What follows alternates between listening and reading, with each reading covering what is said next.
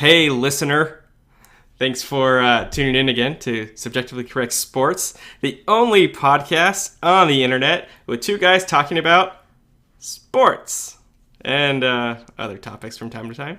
This week's show, I think it's a good one. We get into some NBA free agency rumors and predictions.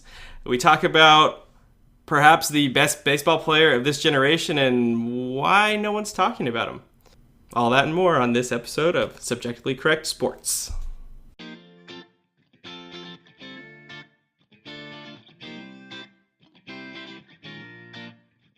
Man, 2018, what a time to be alive.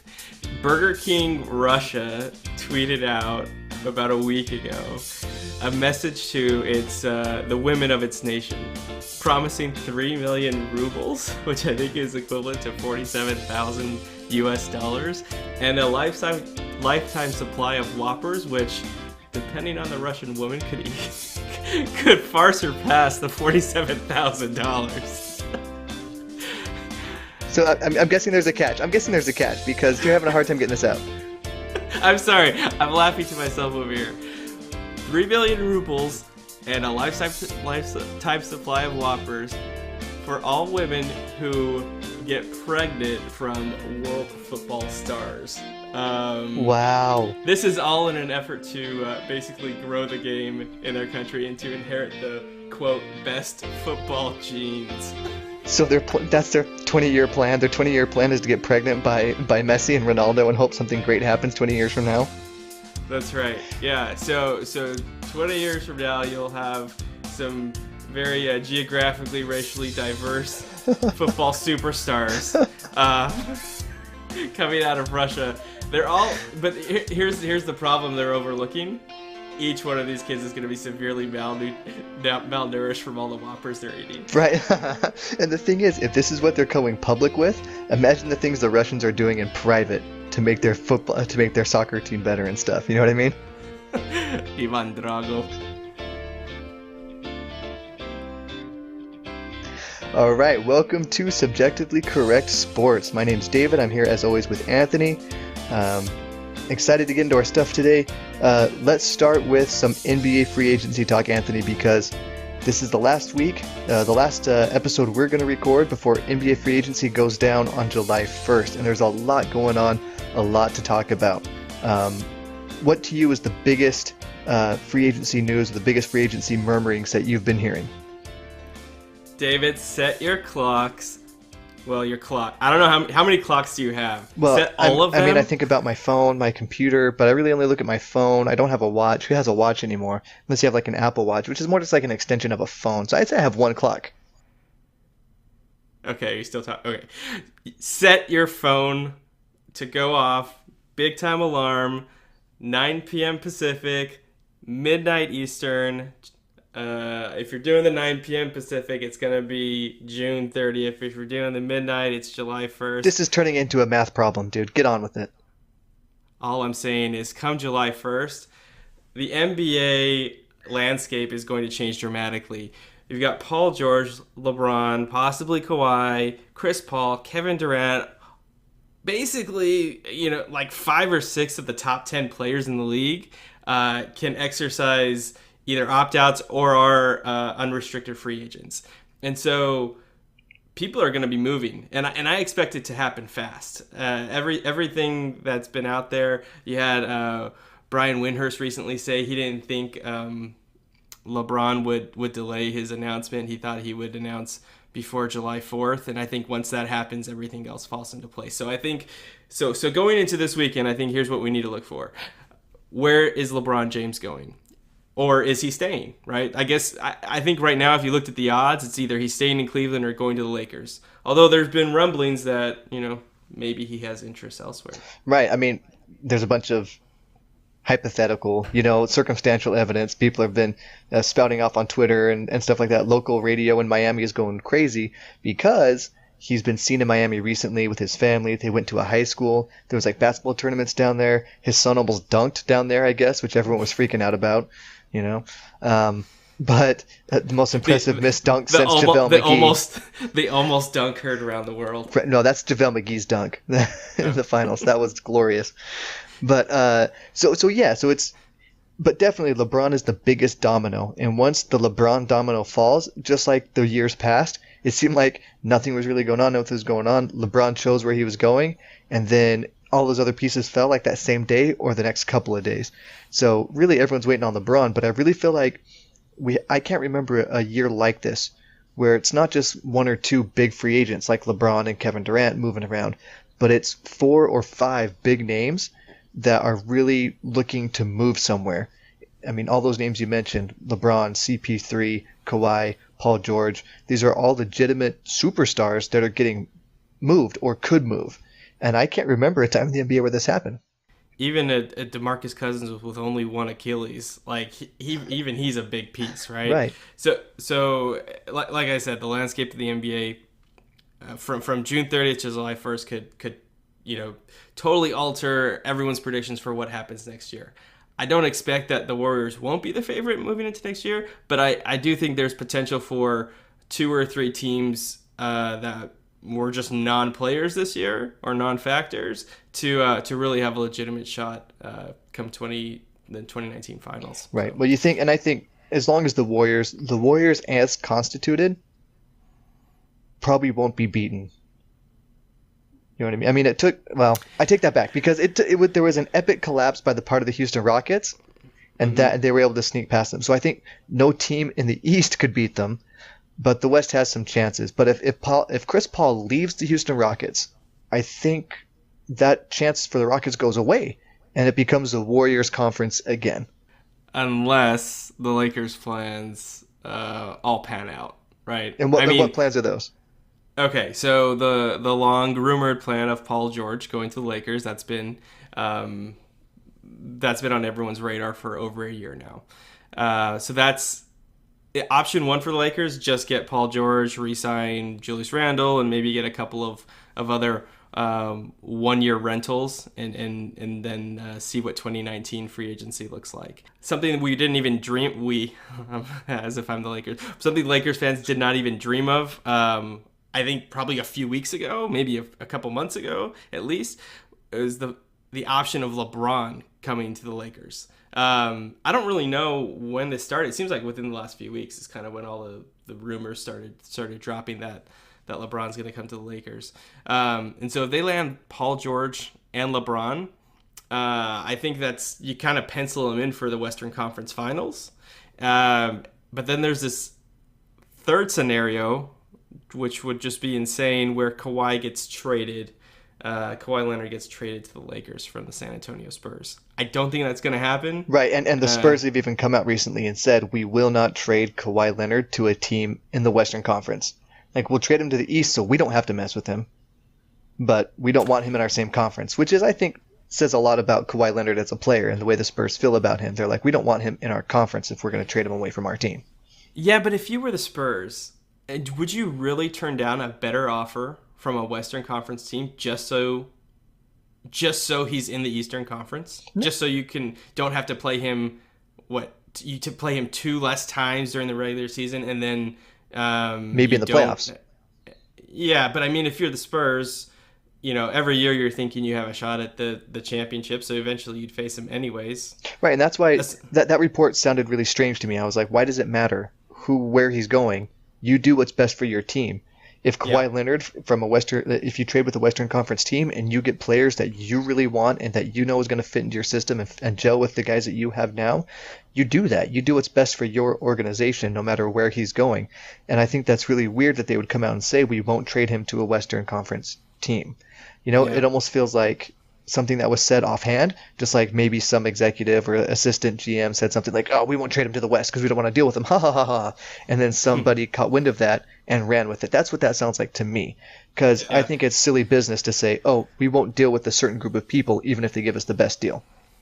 But ultimately, I think that the 2 teams that could provide the best package would be the Celtics and the 76ers anyways, so this may just be a moot conversation. So right, and like you said, come July 1st and then probably July 4th, everything that we're talking about now will just be nonsense, and we'll actually get some solid information from these players and where they're going, and then we'll see. So it's Jack. So if I go ahead. No, you go ahead.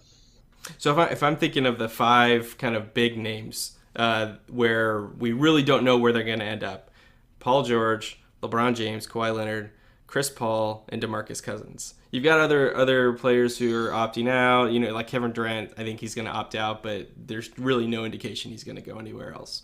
So those five, where do you think each of those five ends up? Okay, and this is rough because I really don't. I don't make predictions because I don't like to make predictions because it's so ridiculous. Like, these players are making decisions based off of so many things that we just don't know. We have no idea. I mean, there's family considerations that we don't think about. Like, you sent me over that Paul George video, where he's doing his So Paul George is a part of a 3 episode kind of mini documentary series on his decision. I think it's called Paul George, My Journey. And the first of the 3 episodes aired during the 6 p.m. Eastern Sports Center. And they're only like 6 or 7 minutes long. And the first one kind of focused on his journey leading up to this offseason and his relationship with his agent and his time in Indiana and his 1 year on the Thunder. So kind of interesting. I don't think we were given any insights into his decision making. No. Although it is interesting, all of his family's in LA. His girlfriend and mother to his children, is really anxious to kind of settle in. And I know my wife really likes that you all live close and can help out with the kids from time to time. So I'm sure Paul George's girlfriend and mother of his children would like that benefit as well. Right, and that's something that we don't think about as the common fan, the common man. I mean, we sit here and we think, oh, you're a basketball player, that's all you do. Like, we define these people by what they do. They play basketball. We don't look at the person beyond. Even players like LeBron James, who we think of as the basketball player. Right, he is the best basketball player in the world. He's the basketball player, so we only think of him as a basketball player. But I mean, he's even said, I have kids now that have opinions. Like, my kids really loved Miami. My wife loved Miami. So that's why Miami is always going to be an option for LeBron James and his family. If they come to him, like if my kids came to me and said, Dad, you could go to any city in the country and play basketball, everyone would want you. But we really, really love it in Toronto. That's going to sway my decision. It really, really is. And if LeBron's kids love LA, or if LeBron's kids... Time out. Sorry, has anyone ever said that about Toronto? No. Sorry. I've never been. It just seems really cold. Great basketball town, apparently, though. I mean, if you want to go to the playoffs, as a coach, and then win Coach of the Year and get fired, that's where you go. Right. If you want to go get swept out of the playoffs as a number 1 seed, go to Toronto. Exactly. The place to go. But anyway, so all that to say, there's so much going on behind the scenes. It's so hard to make predictions, and there's so many machinations going on, too many variables. I don't like to make predictions because I'm always wrong. What do you think? Where are these players going to go? I love being wrong. Paul George is going to the Lakers. LeBron is going to the Lakers. Kawhi is not getting traded before the start of the season. Chris Paul is staying with the Rockets. And that's interesting. Well, let me just make this last. And DeMarcus Cousins, he's staying with the New Orleans, whatever they call their team these days. Pelicans. I think it's the Hornets. Oh, my goodness. It's the Pelicans. That's right. They've had so many name changes. It's just ridiculous. So with the New Orleans basketball team. With DeMarcus Cousins, I think it'll be interesting because he's coming back from a torn Achilles. He's a big man. The history is not good with this injury. You lose your explosiveness, and that's what DeMarcus Cousins relied on a lot of was his athleticism. And so, even though he was out of shape, his natural athleticism was just just made him a top 3 center in the league. So I think what they do with him is maybe a 1-and-1 deal. I don't think you'll like it, but I think that's a good option. Is a team option for the second year. So you pay him basically the year to rehab because he's not going to come back until maybe February, March, right? And so you get to see him for the last couple months of the season, and maybe part of the playoffs if they make the playoffs. And then you can evaluate based on that, a little bit. Well, do we want to bring him back? You have the team option. Again, I don't know if he'll go for it, but I don't know where else he's going to get, really, really decent offers. So with CP3, a little interesting thing here. He went to the Rockets last season, right? He opted into the final year of his contract with the Clippers. Right. under the wink wink kind of deal with the Rockets that he would be traded to the Rockets. He'd play out the final year of his contract. When his contract expired and he became an unrestricted free agent, which he is now, the Rockets would then offer him a max contract, which would keep him under contract until he's something like 37, 38 years old, paying him $40+ million, towards the end of his contract.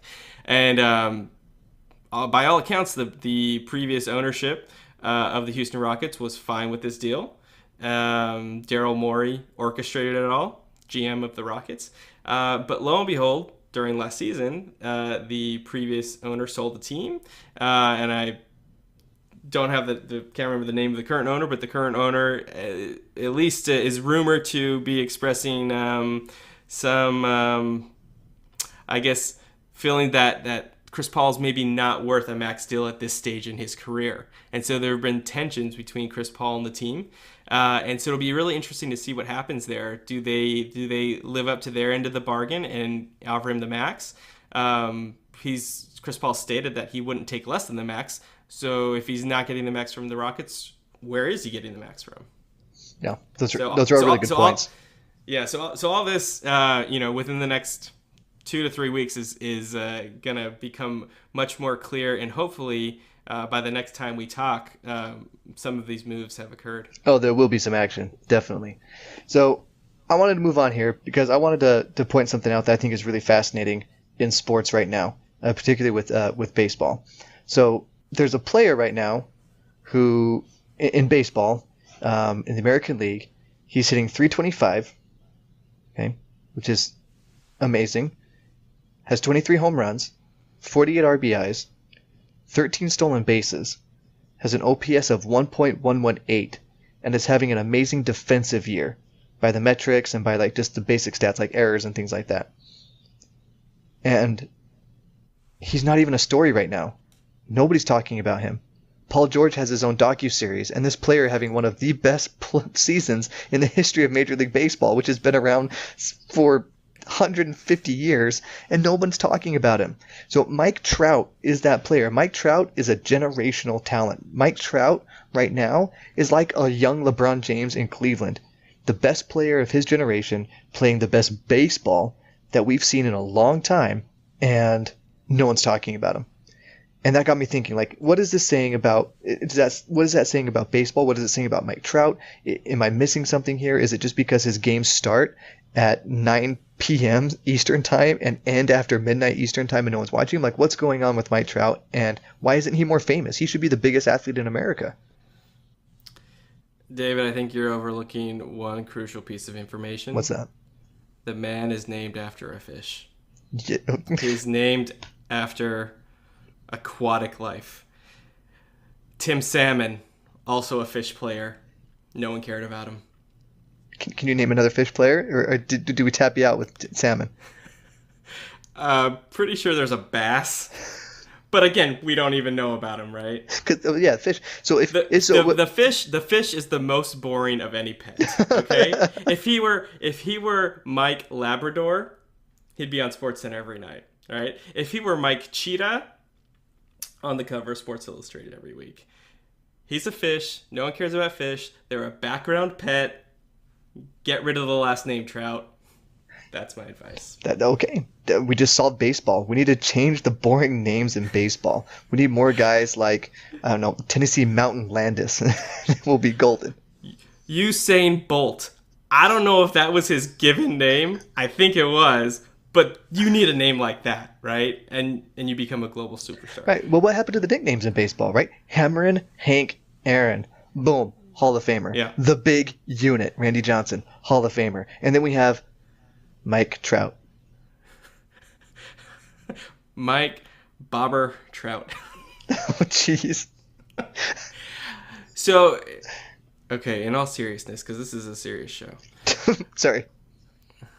I think this is more a reflection of baseball. And here's the greatest thing about baseball, and the most frustrating thing about baseball as a fan, is that it is so unpredictable. You get so excited about the talent on your team, and on paper that talent seems like it should win the division, go far in the playoffs, maybe even win the World Series. And And that team that you have such high expectations for and realistic expectations ends up middle of the pack. They miss the playoffs entirely. Maybe they're in last place. Baseball is such a crapshoot. You can amass such the best players, and if everyone goes hitless that night, which even the best players do, you lose the game, right? And then if that happens enough times over a season, you're a bad team. If the season ended today, the Angels, who have, by all accounts, a really good team, and paper, one of the best players of his generation. And the best player of his generation, who is on base half of his at bats, Right. He ends up on base. They would not make the playoffs if the season ended today. Whereas in basketball, if you have the best player in the game, you're making the playoffs, and you're probably going far in the playoffs. In football, if you have the best quarterback, you're probably going to make the playoffs, and chances are you'll go far. If you look at just look at any year in the past 10 years, which quarterbacks make the playoffs and which quarterbacks make the Super Bowl. Right, and I think a perfect example of that is Aaron Rodgers, because Mike Trout and Aaron Rodgers, I think, are kind of similar talent-wise, like generational talents. Aaron Rodgers can carry his team to the Super Bowl, or carry his team to the playoffs at least. He really doesn't have much around him. Mike Trout's the same way. Mike Trout is that good. He's as good at being a baseball player as Aaron Rodgers is as being a quarterback. But because of the unpredictability of baseball and all the stuff that you're talking about, a bounce goes your way, a bounce goes their way, and the best player in the world right now could end up not even winning his division, not even getting in the wild card, which is crazy. Yeah. So, I think this is more about baseball than Trout. He's obviously a fantastic player. He doesn't get the promotion he does, but I think that's more a reflection of his team. If his team started to make some noise, if his team were in the playoffs, if they were contending for a World Series every year, I think he'd be up on every kid's wall. So, unfortunately, he's just a fish.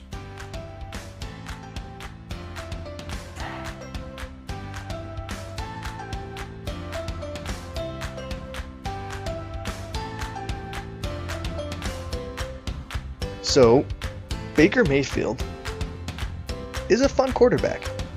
There aren't a lot of fun quarterbacks. I feel like Cody Bellinger was born to be a quarterback because he's boring. And a lot of the quarterbacks just give you that quarterback talk where they're like, oh, my team, they play well, me quarterback, offensive line do so good, coach is so great, good game plan. I mean, it's like a script that they read from every single week. I mean, Russell Wilson's amazing at it. He's like a magician. He can say nothing for hours. It's incredible. But then Baker Mayfield goes on Colin Cowherd's show, and Colin Cowherd calls him out. And he says, I don't like this play. You throw a touchdown pass, then you go running off, and you go off by yourself to celebrate. Why aren't you celebrating with your team? I want my guy to celebrate with the team. And then Baker Mayfield's reaction is great to me. He looks at him and he's like, did you see the rest of the game? Did you see me celebrate with my teammates the other 3 times that we scored before that? And he was like, oh yeah, but you should be over there with your teammates. And he said, I was over with the student section, and I went over to the sidelines to celebrate with my team there. Why are you going to isolate this one play and judge me off of this one play? And I thought, that's what we do. That's what the media and the sports media especially does, is they hyperanalyze that one moment where it's like, okay, so this player did this thing, therefore this is that player. And if and you can pick and choose what you want to hyperanalyze to form your opinion of that player and then sell that opinion, if that makes sense. Yeah, and I love that he brought up that there were, 3 or 4 other touchdowns that game that he was a part of, and every one of those touchdowns, he was in the end zone celebrating with his team. It was that one time, the fans had traveled, he went over to the student section to hype them up, and of course that's the one clip that Colin Cowherd pulls out. And this is his MO. And this is the MO of so many sports talk radio and these embrace debate talk shows. You're just looking for the hot take. You're looking for something that you can take a hard stand on that'll and I think what they're doing is they're taking the opinion that they know is going to be the unpopular opinion. So to incite this rage, and we rage watch, we rage listen, right? And we think we're so much smarter than the person talking, when really, I think they're a lot more reasonable than the personas they portray themselves to be. Someone like Colin Cowherd, I used to listen to him almost daily, and I just stopped because I couldn't handle his hot takes. I No, couldn't I'm handle the same him. way. I used to listen to him a lot, Yeah. and after a while, I was just like, oh, I just can't anymore. It's just too much. Yeah, I mean, he thinks. But anyways, he doesn't like Russell Westbrook. He doesn't like. I mean, seems like most NBA superstars he doesn't like. I know he didn't like Kobe Bryant. That really got under my skin. I can't imagine And, why. Yeah, and these are legitimately like great players, and he'll find like one thing to nitpick, and it's the reason that this person can't win a championship, or this person is undraftable, like Baker Mayfield, who went what number in the draft did he go? One? One. That's right. The guy he classified as undraftable went first overall. Right. And one of my Granted, it was the Cleveland Browns. So, yeah, who won that so one, really, right? Yeah. Well, and my favorite thing about that whole situation is Colin Cowherd is probably one of those guys that was like, we need less celebrating in football and we need more humility in football. Yeah. And then he goes over to Baker Mayfield and says, go celebrate with your teammates more. Yeah. But, all of this speaks to a kind of a broader problem. We won't get into it, but I think everyone realizes it's happening. It's just we have to produce so much content on radio, on TV, that we're just filling time. And we're just coming up with opinions that are going to get eyeballs and ears and ratings. And so whether it's Fox News, CNN, MSNBC, FS1, ESPN, we're going to have some divisive topic that we're going to talk about, and we're going to pick out the parts that are just the most salacious, the most contentious, and hopefully that drives ratings, no matter what the kind of repercussions are to everyone who's listening. And I'm not saying like sports talk radio is dividing families, but I don't know. I just think there could be a little less vitriol, a little bit more reasonableness in the entire industry.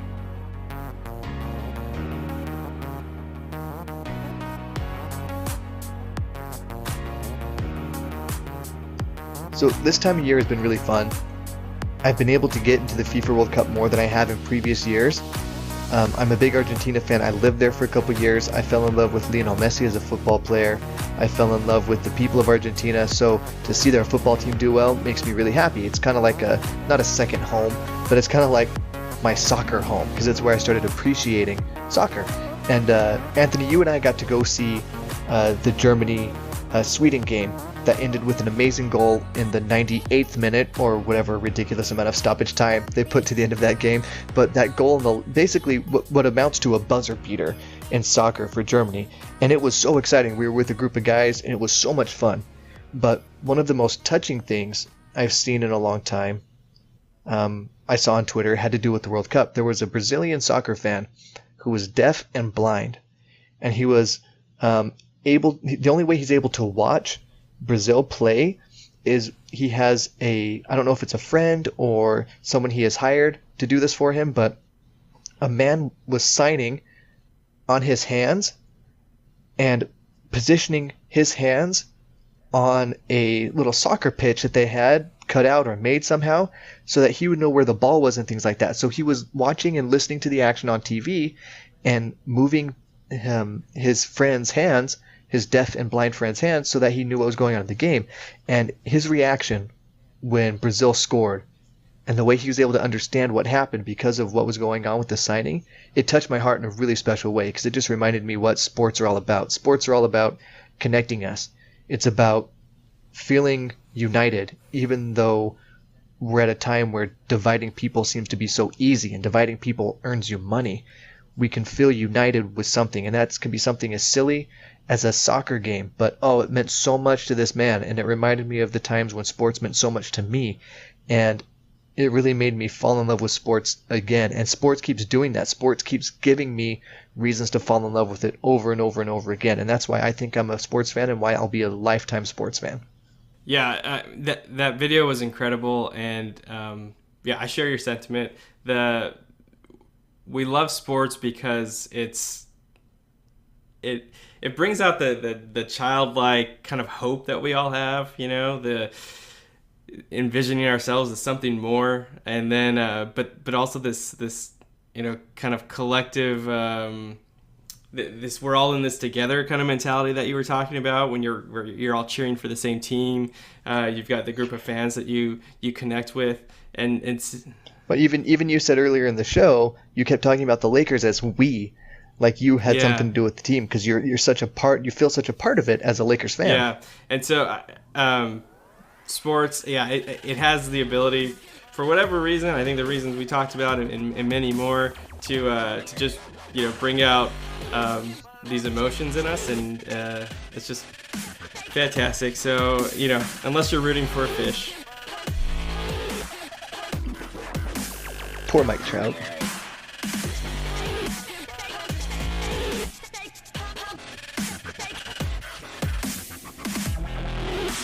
Okay, so I don't know if you saw this story. I don't remember if I shared it with you, but the most amazing thing happened at a Diamondbacks game recently. So one of their relief pitchers, Archie Bradley, is warming up in the bullpen, and he knows he's got the next guy. He knows the next guy up is someone that he is going to pitch against. And he's like, oh man, I really need to use the bathroom. The count gets to like 2-1. The count gets to 2-2. So he knows this at-bat is almost over. So he's like, I gotta go to the bathroom. So he runs to the bathroom in the bullpen to pee, right?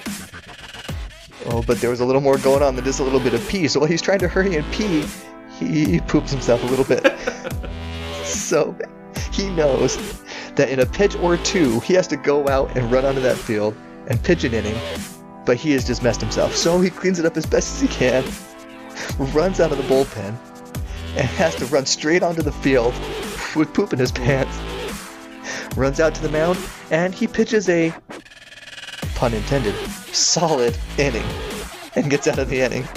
And no one in the dugout believed him. They were all like, no, this didn't happen, until the bullpen called the dugout and was like, God, you'll never guess what just happened. I want to say it probably couldn't happen to anyone other than someone named Archie.